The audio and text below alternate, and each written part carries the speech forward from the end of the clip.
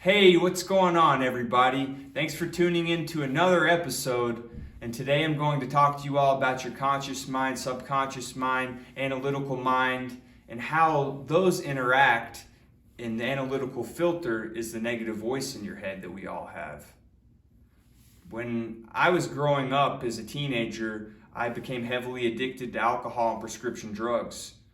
I had a very, very strong negative analytical mind that was always talking to me, and I perceived it as the reality in that moment. However, you have to realize that your thoughts, emotions, and how you feel are not real. None of that is real, and we can change that. We are very malleable, adaptive creatures.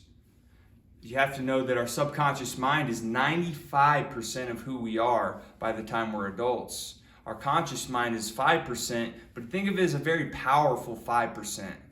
And lastly, of course, our analytical filter, the more knowledge that you learn, the thicker that filter is going to get. And the more difficult it's going to be to learn new information and get that into your subconscious mind.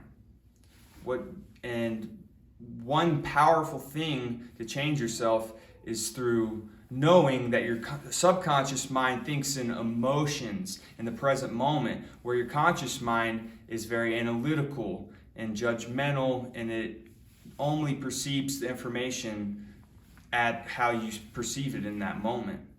It's very logical. None of this is bad, but you have to know that when we want to change ourselves, use music, for example. And when you play some music, you're going to feel a different vibration, a different vibe, and you're going to get into that joyous moment. And it's going to be able to change you and how you feel. If you only use logic, it's going to become more difficult. Therefore, you'll have to use the law of repetition, repeat things over and over again, like I'm healthy, I'm wealthy, and eventually it's going to bleed into your subconscious mind.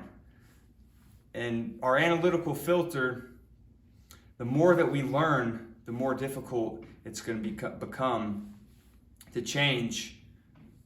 Because if you think, oh, I've just recently learned some physics. I know that when an apple falls, it goes towards the ground because of the law of gravity. And now that you've learned that information, any new information coming in is going to become, you're going to test it. You're going to think to that moment of that new information that you learn. Overall, when you break the three down, you just have to know how the brain works and how you can jumpstart that to make you and create more happiness and joy and love in your life. Our emotions are the most powerful thing on the planet. Using our emotions for us and not against us is going to create a happier version of ourselves. There's a future version of yourself that is very, very peaceful and tranquil, and use your prefrontal cortex and your conscious mind to change that, as well as emotions in your subconscious mind.